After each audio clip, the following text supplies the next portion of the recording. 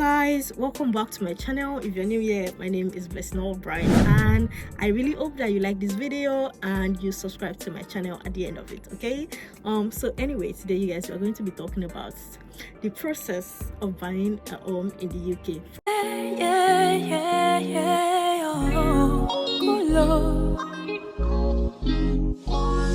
Can't speak from anyone else's experience, so yeah, definitely just have to share what I know, right? So basically, I think the number one thing that everybody tells you is you need to save for your deposits, right? That's like the number one thing that you need to do as an individual, as a couple, you know, or whatever your dynamic is. So the first thing you want to do is to just start saving. Lots of places take, you know, I think the minimum you see around is a 5% deposit. Most places do 10% deposit. So whatever idea or range of, you know, apartment that you're looking to purchase or house, you just need to, you know, start to save towards that deposit for that property. And then the next thing, let's say you have your deposit up, your deposit is ready ASAP, you know, the next thing you want to do is, of course, look for the property that you want to buy. So this is where you're able to set the ball rolling, and you know, you're able to actually start the process of purchasing your property. So the deposit is ready, you are ready to start looking on the market, you've seen a house that catches your attention, or you've seen a property that you like, you know, then of course you want to contact the people who are selling the property and say, hey, look, I'm interested in buying this house, you know, is there any? And one thing I've seen in the market is it's always good to, you know, ask if there are any incentives or if there is like a discount that they can give you at the time, because you guys would not believe, well, we actually bought our house in November around the Black Friday period, and to be honest, it was a really good deal. I feel like we got a really good deal on our property, and I feel like it was a Black Friday sale, even though they did not explicitly write Black Friday sale, but because it was in that period, I just feel like, you know, it was a Black Friday sale that was specifically for us. So around that period, the people who were selling our own property, you know, they had like a couple of incentives up at that time. They just had like things that they were throwing just to attract people to come and buy those houses, right? So it's always very important to, you know, ask if they are not offering anything, you know, ask questions, ask if, you know, they can discount, they can give you guys a discount, or, you know, if there are, you know, costs during the purchasing process that they can cover. That is also always a good way. So yes, like I mentioned, so once you contact the people who are selling the property, they will then put you through the process, right? They will ask you to contact a financial advisor to be sure that you can actually afford the house, because like they say, sometimes people think they can afford a property when in reality they probably cannot. So yeah, just they'll connect you to a financial advisor. If they don't, you have to find a financial advisor of your own, but in most cases they probably will. So yeah, that is sort of the next step in the process. Then you speak to this financial advisor. They ask you, you know, questions about your income, your expenses, and things like that. So when all of this comes together and they are sure that you can actually afford the property, they will then inform, you know, the people who are selling the house that, oh yes, we've spoken to these people, everything checks out, we've seen, you know, maybe their pay slips and things like that, and you know, we think they are actually able to afford this property. So when that is done, and you know, they inform the sellers that you're actually capable of affording the property, then it is at this point that they could decide to, you know, reserve the house for you, take it off the market, take it off their advertising websites and things like that. So you probably pay a reservation fee. In our case, we also did pay a reservation fee. So yes, they'll probably charge you a certain amount. I'm sure it probably varies, you know, from seller to seller, but it shouldn't be anything too much. In our case, it was only £1,000, so that was pretty fair.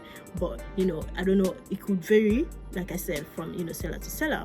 So after you make your reservation, they take the house off the market, you know, it's starting to look good, and you know, the whole thing is starting to come together. So your financial advisor will then speak to a bank on your behalf. They will tell you the options that you have when it comes to, you know, banks that can offer you mortgages and things like that. So they will then go and speak to these banks on your behalf, you know, take all your credentials with them, take, you know, your financial details and all the reasons why, you know, the bank should give you the money or the mortgage.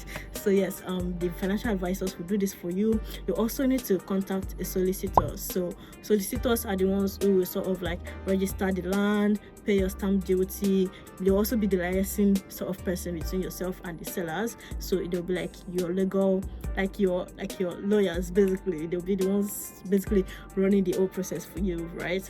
From like a legal standpoint. So So yeah, you also contact a solicitor, and then the solicitor will basically, you know, take it up from there. They will, you know, give you a quote as to how much you're going to pay for their own soliciting services, as well as, you know, all the other costs that they would incur on your behalf, basically. So things like registering your property with the council, you know, things like that, paying your stamp duty, all of those costs, basically.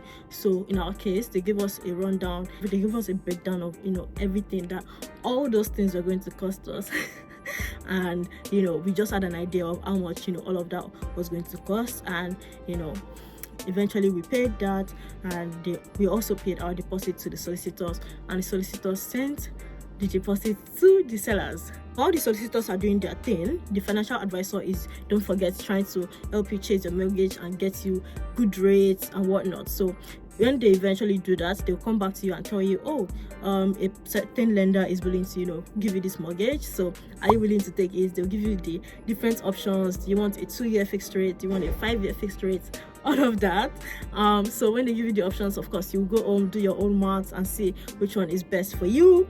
And of course, when you do this, they would, and when you know, decide on one, they will go back to the mortgage lender, and then the lender will, you know, if they're okay with your terms, they would, you know, give you the mortgage, basically, right? So you're almost there. It feels very simple so far. It feels very, very, very simple to say, but, you know, it can be, you know, a bit annoying. There's definitely a lot of paperwork involved, you guys, or there's definitely a lot of paperwork, but nothing too serious anyway. So yes, once the mortgage lender agrees that they're going to, you know, provide you with the mortgage, then you are just almost there, because that's like the bulk of the money anyway. So yes, once the mortgage lender provides you with the mortgage, then you're ready to exchange contracts with the seller. So you just need to pay up your deposit. So now at this point, the solicitor has all the money that they need to purchase the property for you.